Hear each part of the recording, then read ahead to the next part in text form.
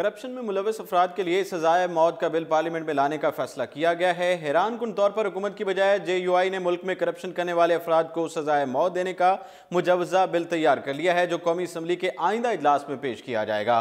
Corruption पर सजाए मौत का मुजवजा बिल जमीयत उलमा इस्लाम की रुकन कौमी असम्बली आलिया कामरान ने तैयार किया है। बिल में करप्शन के कम से कम सजा भी 7 साल कैद से बढ़ाकर 14 साल करने और नैब कानून 1999 और इंसदादे करप्शन एक्ट 1947 में तरमीम तजवीज़ की गई है। मुजवजा बिल में कहा गया है कि करप्शन पाकिस्तान का सबसे बड़ा मसला है, इसलिए बदउनवानी की रोकथाम के लिए सजा सख्त की जाए। बिल कौमी असम्बली के आइंदा इजलास में पेश कर दिया जाएगा। उम्मीद की जा रही थी कि करप्शन के खात्मे से मुताल्लिक कानून साजी के लिए हुक्मरान जमात तहरीक इंसाफ पहल करेगी, ताहम इस मामले में बाजी अपोजिशन की जमात जमीयत उलमा इस्लाम ले गई है।